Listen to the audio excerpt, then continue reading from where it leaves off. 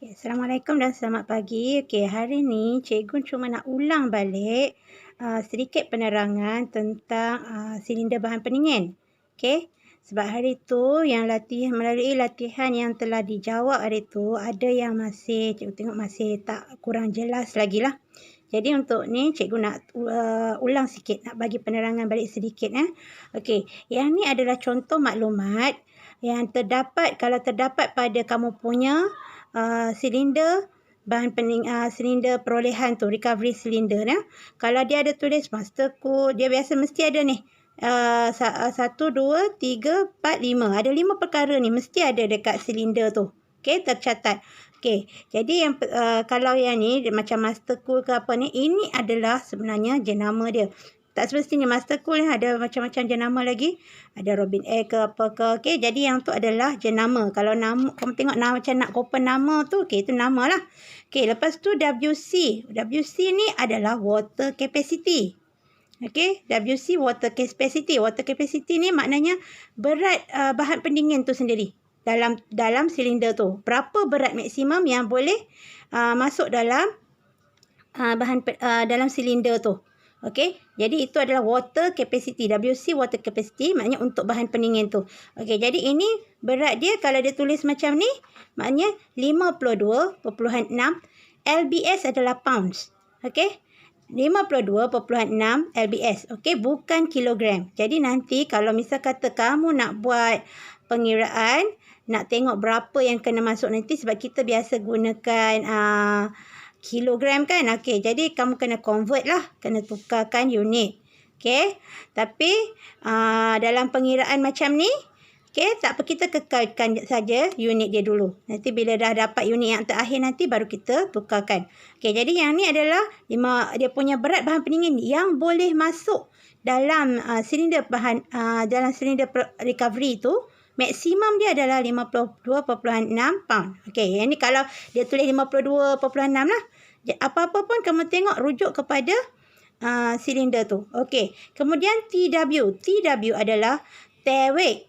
Tear weight ni berat silinder tu saja. Berat silinder tu saja. Jadi 27.5 pound. Lagi apa lagi yang selalu ada? Dia akan ada DOT BA 400. Ni apa dia? DOT BA 400 ni. 400 ni adalah untuk tekanan. Tekanan servis. Tekanan servis bagi silinder recovery tu. Jadi yang ni 400 unit dia PSI. Yang tadi pound, yang ni PSI. Dan yang ni apa pula? 0619. Yang ni biasa yang tercetak dekat silinder tu, itu adalah tarikh. Kalau dia ada satu je tarikh, itu maknanya tarikh dia mula buat lah dan diuji. Kalau ada banyak-banyak tarikh, kadang-kadang sebab dah diuji, kata 2 ke 3 ke, kamu tengok tarikh yang terakhir sekali berapa. Berapa itu tarikh dia. Yang ni bulan, yang ni tahun lah. Yang ni bulan, yang ni tahun.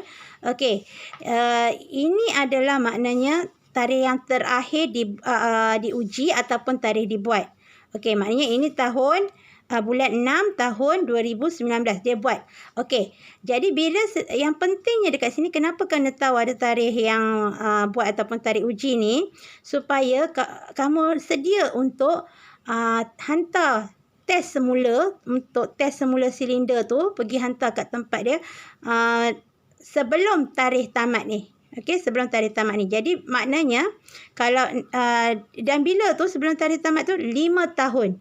5 tahun. Macam ni bulan 6 2019. 2019 kamu akan kira 2020, 21, 22, 23, 24. 5 tahun. Maknanya 2024. 2024 kena hantar untuk dites semula, dan sebelum bulan 6.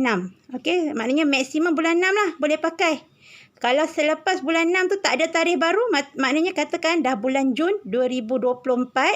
Jun 2024 tu boleh pakai 2024 tu boleh pakai lagi. Tapi bulan Julai tu sepatutnya tak boleh pakai. Kecuali kalau dah ada, kamu dah hantar test, dah ada yang tarikh baru. Jadi sekarang ni pentingnya kamu tahu water capacity, tank weight semua ni sebab apa? Okey, nanti bila pengiraan, bila kamu nak guna, kena pastikan tekanan yang kamu nak masukkan dalam silinder tu nanti, kamu akan dah boleh tengok tekanan kan. Jangan lebih daripada 400 PSI sebab itu adalah tekanan servis bagi silinder. Okey. Jadi yang tu penting. Yang kedua, water capacity ni sebab yang ni adalah untuk maksimum bahan pendingin boleh masuk. Okey. Ini maksimum tapi untuk silinder bahan pendingin ni, kita ada takat selamat dia. Maknanya janganlah sampai maksimum 52.6. Okey, berapa takat selamatnya? Kita ambil 80% sahaja. Okey, 80% sahaja. Sebab tu hari tu ada satu pengiraan. Okey, yang ni. Cikgu dekatkan. Okey. Allah tak nampak. Tak sharp. Okey. Berapa berat bahan pendingin yang dibenarkan? Okey. Yang dibenarkan. Tadi untuk WC tu adalah maksimum.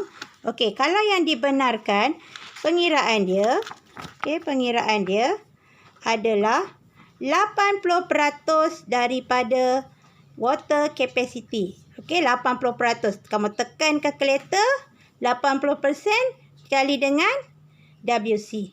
Okey? Jadi itulah jawapan untuk yang boleh masuk. Maknanya tadi berapa boleh masuk apa? 42.08 pound. Okey, yang tu yang boleh masuk. Tapi kalau maksimum ikut maksimum 52.6. Okey, jadi kita jangan sampai maksimum, bagi setakat 42.08 aja. Itu yang untuk yang selamat. Okey, untuk selamat. Okey, sebab nanti kalau penuh sangat, dia akan dalam tu kemungkinan akan jadi tekanan yang tinggi lah. Okey, sepatutnya kita takut nanti kalau patutnya 400, tak boleh lebih 400, takut jadi lebih. Okey, jadi sebab tu kita ada berat bahan pendingin yang selamat tu. Okey, kemudian berat kasar. Okey, berat kasar. Berat kasar tu macam gaji kasar lah. Gaji kasar tak tolak apa-apa. Okey, saya dapat RM10, RM10 lah. Itu gaji kasar. Tapi kalau kamu kata, oh dah tolak beli apa untuk bayar bil ke apa ke, okey. Jadi yang tu dah kira berat bersih.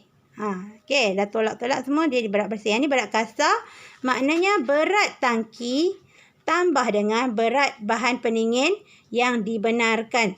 Okey. Okey.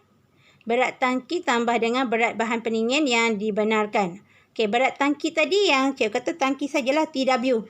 Okey, TW. Lepas tu berat bahan pendingin dibenarkan yang 80% saja tadi. Okey, jadi itu adalah berat kasar bagi recovery tank. Okey.